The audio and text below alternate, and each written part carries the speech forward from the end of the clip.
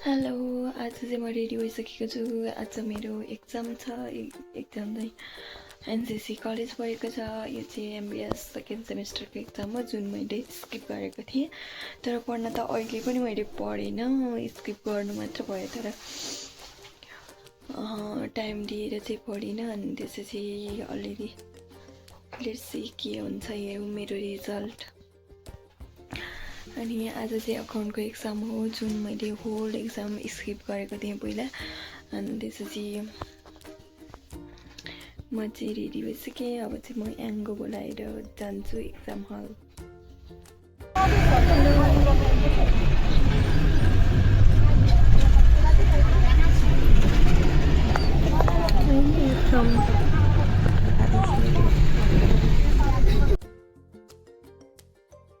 यो तानेश्वरबाट पर्खुतिर आउने बाटो चाहिँ एकदम राम्रो छ। अनि त्यसपछि मलाई चाहिँ त्यो रुखहरू कति राम्रो बाटो छ नि त। अनि त्यसपछि खिचिरहँ जस्तो लाग्छ क्या। अनि त्यसपछि मैले चाहिँ खिचेँ, एक्लै थिएँ, के भएर। अनि भिडियो खिच्ने बस्ने गरिरहेँ।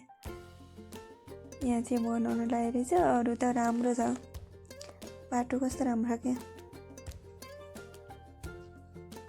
यस्तो छ। यो चाहिँ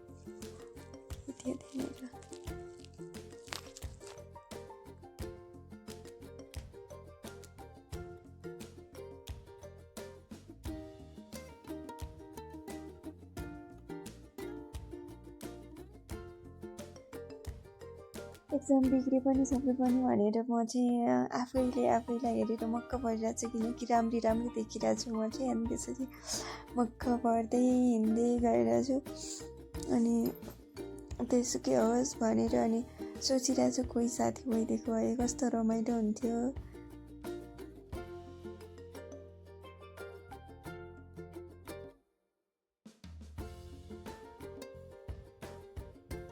हेलो गाइस, आज चाहिँ मेरो लास्ट दिन हो एक्जामको। सो 10 बजिसकेको छ। अब चाहिँ म रेडी हुन्छु एक्जाम दिनको लागि। आज चाहिँ के गर्छु भन्छु ल त। एक्जाम सकेको खुसीले गाडी मात्र चढाएकै ठ्याक्कै भानुसा चोकमै जाम पर्यो। त्यसपछि खिचौँ न त भनेर खिच्दै गलेर भिडियो। साथीहरू सँगै एक्लै रङ्गी भनेर जस्तो एक्लै भिडियो बनाएँ टिकटकको। अनि त्यसपछि रुम्नेर आइफोन लगाएपछि अनि हाँस्दै आएँ रुम। यस्तो छु म। मलाई भन्नुहुन्छ भने नि साथीहरू, केही गरे नि सुख छैन यस्तो छ कि है। भर्खर एक्जाम सकेर आएँ, कस्तो गाह्रो भएर मलाई खाइ गर्न मन लागेको थिएन। त्यही पनि म हतार बस चढेर आइहालेँ। खाजा पनि खाएन मैले उता बाहिरतिर। अनि साथीहरू पनि कोही थिएन मेरो। अनि त्यसपछि आएपछि हेर्नुहोस् त्यहाँ बाल्टी लुगा भिजाएर अनि त्यसपछि लुगा फेरेर आइहाल्यो अरे। He is the person who always काम लाउने मान्छे। आज चाहिँ आफै काम गर्नु पर्यो।